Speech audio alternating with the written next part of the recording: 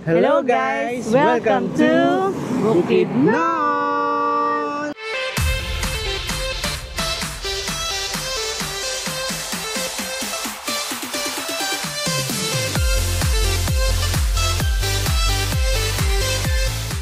Hi guys! Walang energy, Baba sumigaw kasi madami natutulog.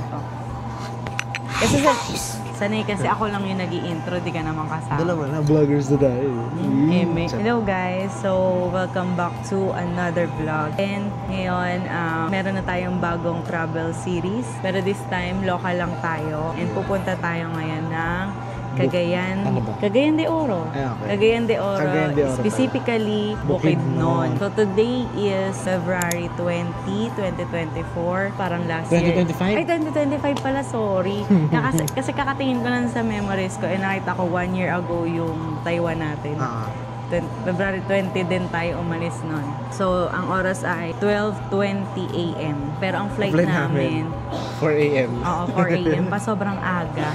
Kasi kala namin, merong may lounge. Wala pala, sarado pala lounge ng local kapag Walang. gabi. Unlike sa international kahit gabi. Oo. Kahit gabi bukas. Dito pala sa local is Sarado yung lounge. Pag gabi. umaga lang siya open. Bilis lang naman yung process. Nandito na kami ngayon, nag-aantay na lang. Buti nga hindi kami natin passport eh. Antay mong sa'yo ng IO. Namiss Ayaw yung experience. Namiss eh. No? Namiss. Ayun, mabilis lang naman. Na lang pala kami, nag-taxi na lang kami papunta dito. Or Grab. Ay, in-drive pala. In-drive. Mas Nag-in- mura kayo in-drive. Nag-in-drive kami papunta dito kasi hindi na kami nagsasakyan, hindi na kami nag-park. Kasi nga ako nababalitaan nyo, sobrang mahal na ngayon ng Parking dito sa NAIA 3. Nag-range na siya ng 1-2 per night. Yun yung nakita ko. Updated yon. Eh, dati nung nagpa-park kami, parang 300 pumapatak lang lang. per Oo. night. Kasi nakita ko doon, parang 4 days lang ata siya. Nasa 4,000 yung niya. Yung bill. Bill niya. Eh sa amin noon, 9 days kami, nag-Japan kami. 2,000 lang 2,000 mahigit. Kaya hindi na siya Hindi na siya advisable mag... pero sabi nila meron daw yung park and fly. pero hindi pa namin Park and fly. na-try. Pero hindi pa namin na-try yun. Kasi more on dito kami NAIA 3. Siguro pag nag-international sa NAIA 1. NAIA 1 na international eh. Kasi marami ring update, di ba? Oo. May mga nilipat ng flight kay Clark. Lalo na yung mga local. Kasi nga, sobrang Yung crowded mga maliit na na plane like Siargao, Batanes, mga ganun. Pansin ko nga pagpasok namin, parang walang tao. Parang walang bumabiyahe ngayon. O baka dahil nga tinanggal yung ibang local flights dito sa NAIA. So yun lang. Ano pa ba sasabihin ko? Wala naman. Requirements kasi ID lang naman. Hindi mo na kailangan ng COE kasi bukid doon ka lang naman. Hindi na naman ng password. So magpapahinga muna kami. Kaya maaga rin kami pala pumunta kasi nga balak namin, di ba mag-lounge kami. Dito na kami matutulog. Kaso di naman pala pwede. So yun. Dito na lang kami. Umupo na lang kami dito. Idlip na lang kami dito. Kakain muna kami. Yes. Ito, Belgian waffle. Bagay naman. Endorser. Kain na muna tayo. Daya mo, dalawa sa'yo. Pwede naman tayo maghati eh. Walang tunog. Isa. Sa akin.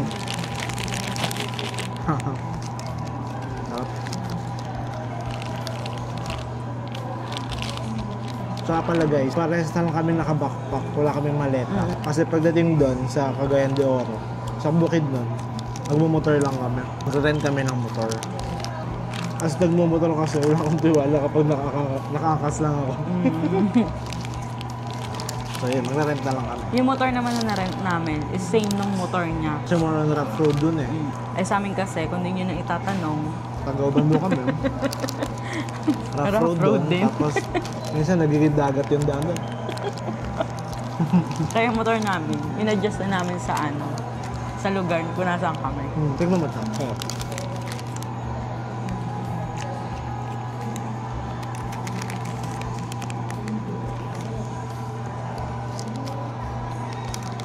Hindi, kaya malaki ng kagat eh. Dinosaur. Buti ayoko nito kasi pag naamoy ko siya, parang ang tamis-tamis niya. Ay parang na-try ko ata, may syrup-syrup pa dati. Nakaplato pa. sobrang tamis. Gusto na try Parang natin before sa kasi yung binibenta nila talagang pancake lang talaga. Walang flavor. Ngayon may mga flavor na eh. Sige na, mamaya na lang ulit. Update namin kayo kapag Boarding na. magbo-boarding na kami. Bye! Ba't babayaran? Ay, may i-share pala ako. Share ko lang. Bakit ba Cagayan de Oro yung pupuntahan namin ngayon? So, story time lang. Dapat talaga, sa Bacolod kami. First time ko lang na ako yung nag-book kasi normally siya talaga lagi nag-book. And gusto ko sanang surprise no kasi 'di ba anniversary natin. Di mo alam na may travel talaga tayo ng February. So wala naman talagang plano na mag-travel ng February dahil nga nag-Japan kami. And so sabi ko local na lang, ay ako magbo-book ganyan, piece of air no. Tapos ang nasa isip ko, Bacolod kasi gusto ko makita ako yung ano yun?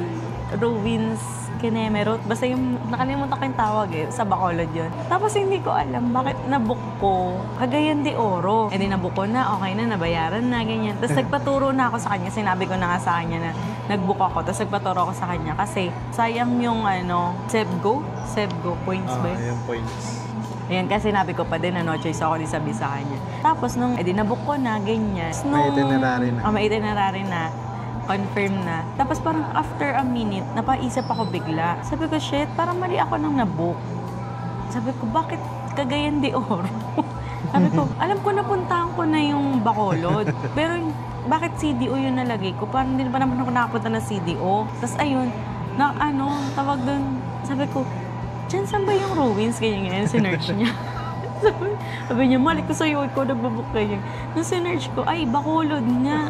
Ang nabook ko, CDO. So, ayun, kaya napunta kami ng CDO. Bawal naman na i-cancel. Tapos, na din naman siya. Okay na din kasi nga, nagulat kami, doon pala din yung way pupunta ng Bukidnon. Di ba ngayon nagte-trending ang Bukidnon kasi sobrang ganda ng lugar nila. Wala Switzerland yun. Yeah.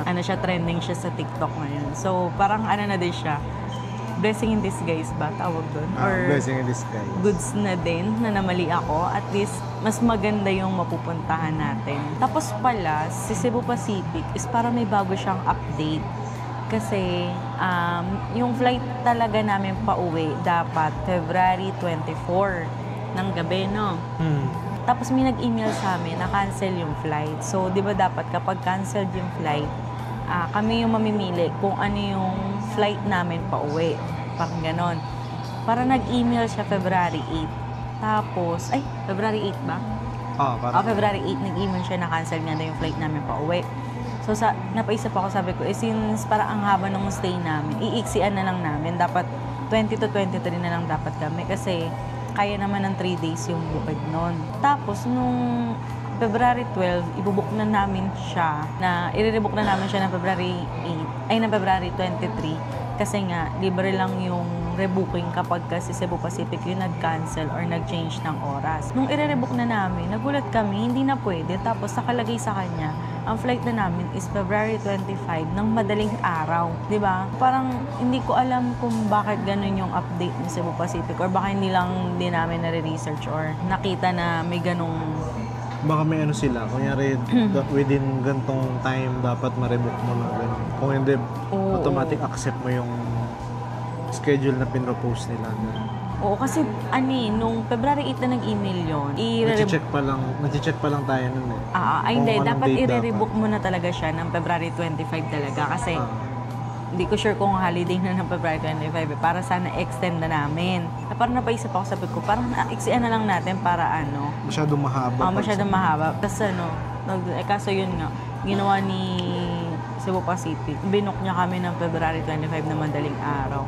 So napahaba tuloy stay namin. Pero goods na din naman kasi makakaikot kami sa sa may CDO. So after namin sa Bukidnon, magsi-CDO kami. So yun lang. Kaya na lang ulit natin yung boarding natin. Update na lang ulit mamaya. So, in-announce na yung gate namin. So, bababa kami ngayon.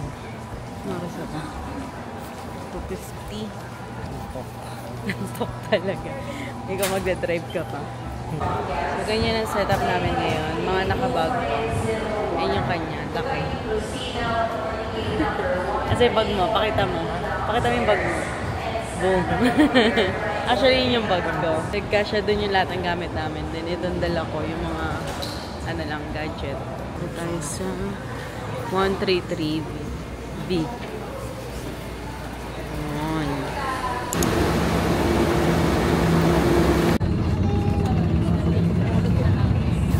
Hindi ka pa maiwan. First kasi nga naghihintay nga First time ma-announce yung pangalan. Naghihintay ko yung group 5 na yun sabihin. Wala, di pala Ako naman tulog ako eh. Mali ko ba? Nagot ako, ba't binanggit yung pangalan ko? Nasa na kami. Eh, yan na! Excited! Sakay na kami. May video pa ako papasok doon pala. Bungad lang pala tayo. Hindi ako maiwan. Baba na kami ngayon ng aeroplano.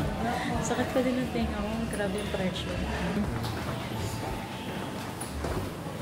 So ngayon, nahanapin namin kung sa kami sasakay. Sasakay ng van. Agora bus station. Tapos, Agora bus station. So ang biyahe dito, 2 hours na. Ang mga van naman dito nagpinupuno nila yun.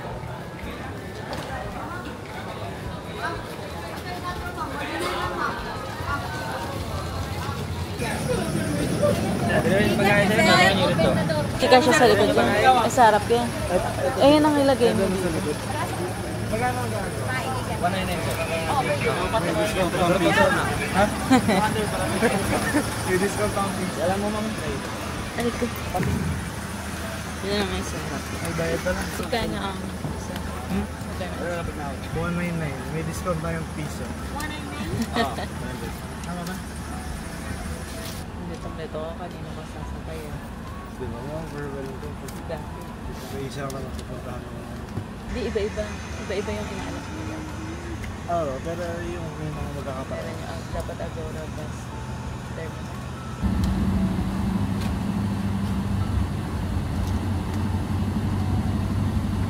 Dito na kami sa Agora bus station. Pahinga muna daw kasi nahilo siya. Ayan, lawak mo. Nahihilo na daw siya. Dito muna kami sa Dunkin Donuts. Sanay sa biyahe. Nahihilo. Gulat ako kanina pagdating namin dito. Sabi na driver namin, mag-ingat daw sa mga gamit. Ano siya, iba yung language, pero maintindihan mo. Nagat ako, pag ang dami nagbubukas nung di ba? Ang dami nagbubukas nung pinto. Tapos sabi ko, ano ba ito mga to? Tapos yung pala mga nag-aalok ng sakay. Hindi naman kami ito sasakay kasi nga kami, magbabas nga kami. Doble ingat lang kasi, yun nga, sabi doon yung driver, mga gamit daw ba? Wala, ganyan. Talagang nanunundo talaga sila. Makakawindang ng mga tao dito. Bumili pa wala kami ng munchkin doon para lang makatambay dito saglit. Pero hindi, kakainin na lang namin ito sa daan. Kasama ko na yung hilo eh. Hilo. Iba yung hilo ko. Diba, nasusuka na ako. Buti nga hindi pa lumabas yung suka ko. Kadiri ka. Lumakin ko lang yun. Kaya pala tayo eh. Ako tulog-tulog ako eh. Hindi, kasi naramdaman ko din yung traffic kanina. Oo, na kumain yung ganda, traffic. gumuga ng gano'n. Doon nagsimula yung hilo ko. Gusto ko matulog kasi nga wala kaming tulog pa. For the headbang ang person. For the headbang ka talaga. Wala na akong pake. Basta makatulog ako. Hirap na may kasamang bata. May hilo na. Ayan. Dito kayo papasok. May bayad siya na 5 pesos.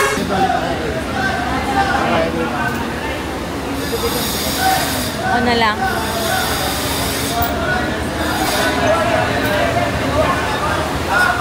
Kain muna kami ng cup noodles. Pagkapasok pala dito may bayad na 5 pesos. Tapos pagagamit mo naman na lahat ng facility dito. Tulad ng na CR, pwede nyo magamit. Dito rin. Taranta ko sa mga tao. Ayan, kasakay na kami ng bus. Going to Malay-Balay. Pasubok. Finally, nakarating na kami dito. Ito yung Arkeline naming motor. Kuya. Hello po! Hello. Sinong hello? Ayun o. Ganun ang biyahe namin. Ilang oras? Ilang oras yung biyahe natin? Tagal din. Dumating tayo. 8 ata tayo malis dun eh, no? Ano oras na ba? 7:30, 8, 9, 10. 3.5 hours din. So, nag-ipamasahe namin is dapat 155 lang kasi nag-add kami ng 15 pesos kasi nag-extend kami ng bababaan. Ba yung binabaan po? Nandito kami sa Maki gas station. So, ayan, dito muna kami nagpapahinga dahil nahihilo si Christian. Buntis yun. Kakain muna kami. Ayan, ito yung motor namin. For our whole trip. Yan. Ganyan din naman yung motor namin sa bahay. Kaya walang problema sa kanya. Ano lang, binalaan lang kami pagdating sa sa Rotipix kasi yun talaga yung pinaka-delikado. Nag-worry siya. Ito kasi kasama ko, overconfident day. Masyadong mayabang. Napag-aralan na daw niya yung daan sa YouTube. Lahat na lang pinag-aaralan sa YouTube. Kaso ayan, umuulan. Maambon pa lang. So maya-maya na talaga. Baka mabasa naman yung gamit ko. Hindi pala kami nag-lunch. Mag-12 na. So kasakto lang naman yung biyahe kasi. Sanay naman akong pasahero, tsaka tulog lang ako. Pero ang ganda ng daan, hindi ko lang na-videoan na, tsaka hindi ko na din masyado natingnan kasi inano ko muna yung tulog para mamaya medyo okay ako. Tapos enjoy ko na lang yung view sa ibang araw. Ayan o. Kaninang init-init. Kaya nakamotor kami tsaka umulan. Tignan lang. Yung isang bag namin na yun. Ito yung bag namin na yan. Waterproof yan. So ayan, nawala na yung ulan. Kaya gogora na kami. Ayan na siya, naka-helmet siya. Uy, ako din mo ko yung helmetan. Kasya kaya sa akin yan. Parang ganyan yung helmet ni ni Ali. Maluwag lang naman. Maluwag nga.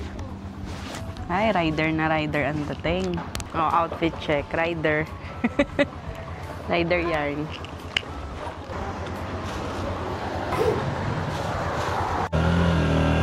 Ay, parang mapusod yun nasa likod ko. Medyo maambon-ambon pa. Maghanap muna kami ng makakainan. Tapos after namin mag-lunch, tsaka kami pupunta sa hotel namin. So dito pala meron kaming bali 4 na hotel. So iba-iba yung tutuluyan natin. So yung first hotel natin is sa Quiamo Ridge. So isi-separate vlog ko na lang yun. Pero ngayon, maghahanap muna tayo ng kakainan. Let's go!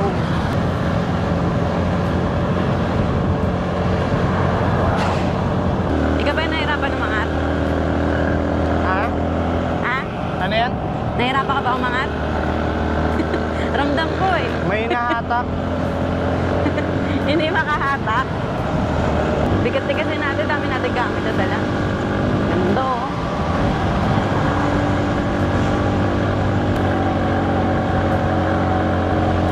Napansin ko dito, may mga checkpoint naman siya, pero may mga motor pa din na walang helmet. Nata talaga sa sa probinsya, hindi uso ang helmet. Nag-enjoy ka ba sa pagdadrive? Yes! Mag-drive lang pala gusto mo, ganda rin naman motor natin. Di sana sa bahay na lang tayo. Na ganun lang sana tayo Tipolo. Ha? Gusto mo ba yung may rough road o sa Ubando? Ilang oras ang biyahe dito papunta sa hotel natin? Isang oras. Isang oras. Doon na lang ba tayo kakain? Kakain. Hanap tayo kainan. Ana? Hanap tayo ng kainan. Kung may madaanan tayong kainan. Okay. Yan, ito-try namin yung drone dito. Naram lang namin yung kay kuya. Ganda kasi ng daan, no? Init pa lang, ngayon ko lang naramdaman. Grabe, ang tahimik ko. Walang tao. Hoy. Ayan na. Diyos ko, napapasigaw ang person. No? Ayan, tignan nyo na lang kung ano kalalabasan ng video. I don't ever slow up, no I don't take shit. I got no love for the fakeness. If you wanna play tough and wanna hate this, I'll always show up. I don't ever slow up, no I don't take shit. I got no love for the fakeness. If you wanna play tough and wanna hate this, I'll always show up and make a statement. I don't ever slow up, no I don't take shit. I got no love for the fakeness. If you wanna play tough and wanna hate this, I'll always show up and make a statement. Everything I do so instinctive and so passionate. Every word I move so descriptive like an adjective. I got a vendetta against people who patented being negative when you should be getting after it. I got facts over tracks, this and that, spitting slow. Na nga, nandito na kami sa aming hotel and isa-separate vlog ko na lang to. So, dito ko na end yung first part ng vlog namin. So, kung hindi pa kayo nakakapag-subscribe, mag-subscribe na kayo. Hit the like and notification bell button para updated kayo sa mga next upload namin. And, sorry kung mabagal mag-upload. Hindi ko alam kung kailan matatapos to, pero sana matapos natin ng maaga yung pag-e-edit. So, yun lang guys. Thank you for watching. Bye!